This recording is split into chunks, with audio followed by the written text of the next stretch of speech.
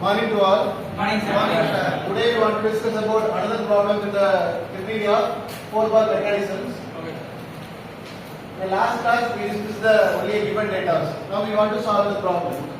Anybody have doubts to mention the data? Any doubt regarding the value எடுக்கிறது No, sir. Okay. First we go with the space diagram. So space diagram வரையில என்ன இருக்குன்னா so நமக்கு எல்லாமே in terms of mm ல இருக்கு.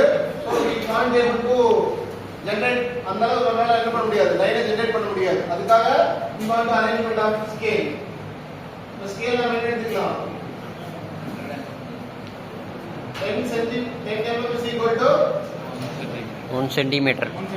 1 centimeter. அப்படினா draw பண்ணிடலாமா? 22 mm க்கு PS பிக்சல் கொடுத்திருக்காங்கல, இது வந்து PS வந்து பிக்சல் கொடுத்திருக்கானா?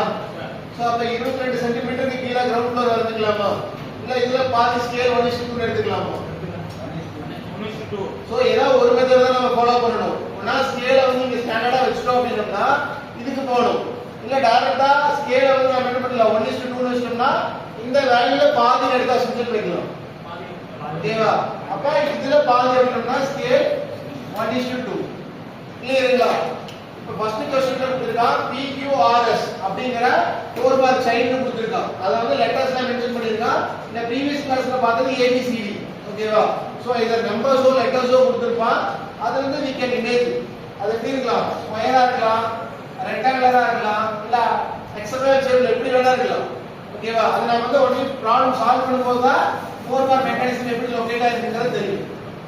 ஓகேவா? இப்போ ஃபர்ஸ்ட் PS க்கு பிக்சல் சொல்லிட்டான். பிக்சல்னா நமக்கு எங்க தான் இருக்கும், comes under the ground floor. அது ஆப்வியஸா நமக்கு தெரியும் இல்லீங்களா?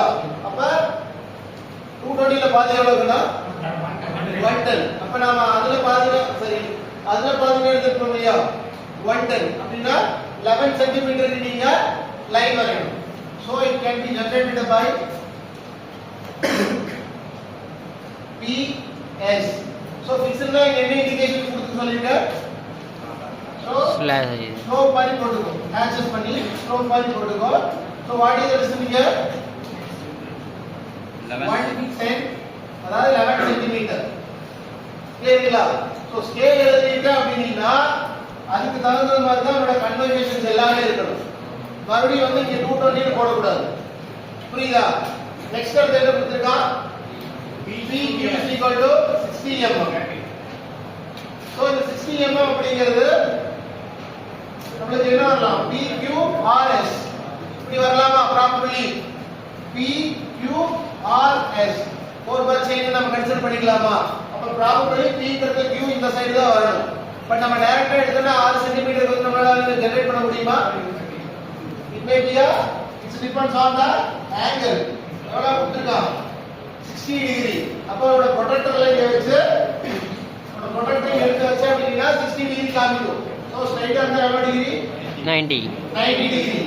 So this is 80, this is 70, this is 60. Approximately draw the 60. ஒரு up to ஒரு லெவலுக்கு வந்து நீ டிரா பண்ணிக்க. சோ அங்க என்ன சொல்லிருக்கான், P க்கு வந்து 60 mm இருக்கான். அப்ப 60 ல பாதி 30. அப்ப 3 சென்டிமீட்டருக்கு ஒரு ஆர்க் எடுத்து கட் பண்றதுனால சரி, இல்ல ஸ்கேல் டைரக்டா வந்து 3 சென்டிமீட்டர் ஒரு டாட் வச்சிட்டீங்கனாலும் சரி. அப்ப இது ஸ்கேல் அப்படினா நீங்க என்ன பண்ணிருப்ப, 3 சென்டிமீட்டருக்கு ஒரு டாட் வச்சிட்டு மீதி எக்ஸஸ் லைன் என்ன பண்ணிக்கலாம், எரேஸ் பண்ணிக்கலாம். எரேஸ் பண்ணி முடிச்சா என்ன பண்ண போற, இந்த ஆங்கிள் இருக்கு, ஆங்கிள் சிம்பல் இத மறக்காம மென்ஷன் பண்ணிடுங்க, 60 டிகிரி. கிளியரா? சோ அடுத்து என்ன பண்ணிருக்கோம், PQ வந்து 30 இங்க மென்ஷன் பண்ணனும். So this point has called as Q. So 3 cm. கிளியரா? இந்த பாயிண்ட் வரைக்கும் ஏதாவது டவுட் இருக்கா? சோ நெக்ஸ்ட் ஆப்ஷன் என்ன கொடுத்திருக்கான், QR is equal to 180 mm. So Q ங்கிறது கேபிட்டல் லெட்டர், QR Q இங்க இருக்கு. அப்ப PQRS, அப்ப QR எவ்வளவு கொடுத்திருக்கா, 180. 180 ல பாதி 9 சென்டிமீட்டர் எடுத்து ஒரு ஆர்க் என்ன பண்ண போற, நீ கட் பண்ண போற. சோ அந்த ஆர்க் இங்க வந்து வெச்சுக்கோ 9 சென்டிமீட்டருக்கு. அடுத்து என்ன பண்ணிருக்கான், RS is equal to 120. So this PQRS na இங்க 12 கொடுத்திருக்காங்க. 12 பாதி 6. அப்ப இங்கிருந்து எடுத்து ஆர் கிடைக்கிற